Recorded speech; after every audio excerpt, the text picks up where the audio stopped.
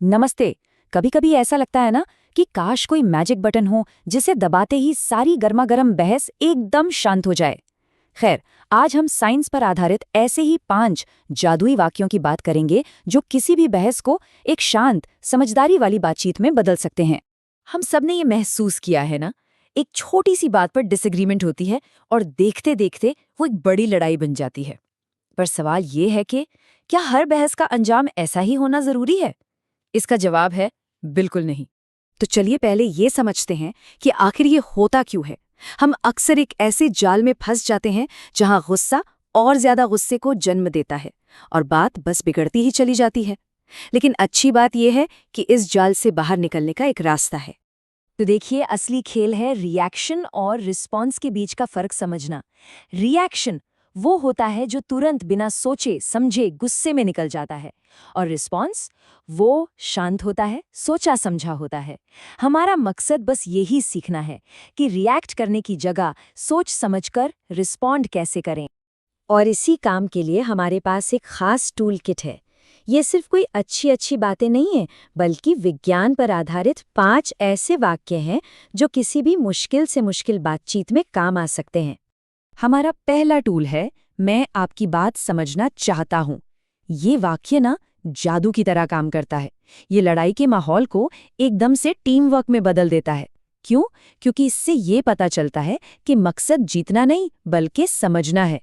इसके पीछे जो साइंस है वो है एम्पैथी, यानी सहानुभूति। जाने माने रिसर्चर जॉन गॉटमन कहते हैं कि जब हम दूसरे के नजरिए को समझने की कोशिश करते हैं तो हम असल में झगड़ा सुलझाने का सबसे असरदार तरीका अपना रहे होते हैं। और अब जरा इस नंबर को देखिए। रिसर्च बताती है कि सिर्फ थोड़ी सी एम्पैथी दिखाने से, मतलब दूसरे की बात समझने की कोशिश करने से, बहस के बढ़ने की गुंजाइश 70% तक कम हो जाती है। 70%! ये कितना बड़ा बदलाव है, सोचिए। हमारा दूसरा वाक्य विनम्रता और जिज्ञासा का दरवाजा खोलता है। मुझे ये समझने में मदद करें कि मैं क्या नहीं समझ पा रहा हूँ। ये कहने से ना सामने वाला डिफेंसिव होने के बजाय मदद करने के लिए आगे आता है। ये काम करता है जिज्ञासा की शक्ति से। हार्वर्ड की रिसर्च के मुताबिक जब हम वाकई कुछ जानने की कोशिश करते हैं तो बातचीत के बीच की सारी दीवारें गिर जाती हैं और सहयोग का माहौल बनने लगता है। हमारा तीसरा टूल एक तरह का सेफ्टी बटन है। चलो थोड़ी देर रुकते हैं और इस पर बाद में बात करते हैं।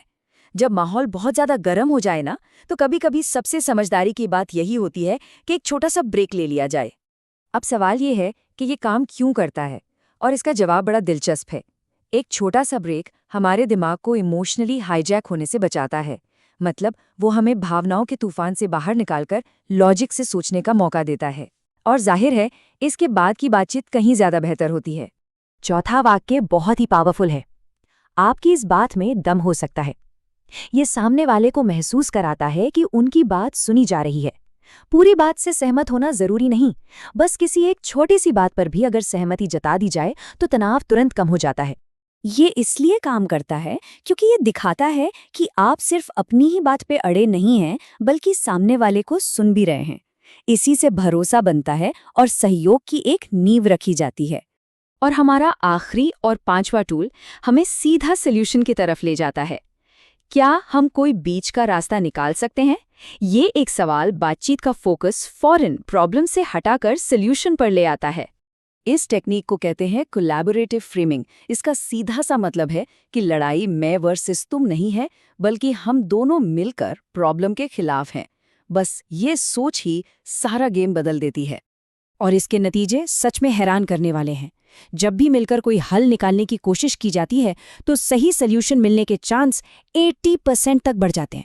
80%! तो अब जब ये सारे पावरफुल टूल हमारे पास हैं, तो असली काम है इन्हें इस्तेमाल में लाने का, क्योंकि जानकारी को आदत में बदलना ही असली चुनौती है। तो ये है हमारा पूरा डी-एस्केलेशन टूल किट। इन 5 वाक्यों को हमेशा याद रखिए। ये किसी भी मुश्किल बातचीत को संभालने के लिए साइंस बेस्ड सुपर पावर्स की तरह है। तो अब एक सवाल सबके लिए। अगली बार जब कोई मुश्किल बातचीत हो तो इनमें से कौन सा टूल सबसे पहले आजमाया जाएगा? बस ये याद रखना है कि सही वक्त पर बोला गया एक सही वाक्य वाकई सब कुछ बदल सकता है।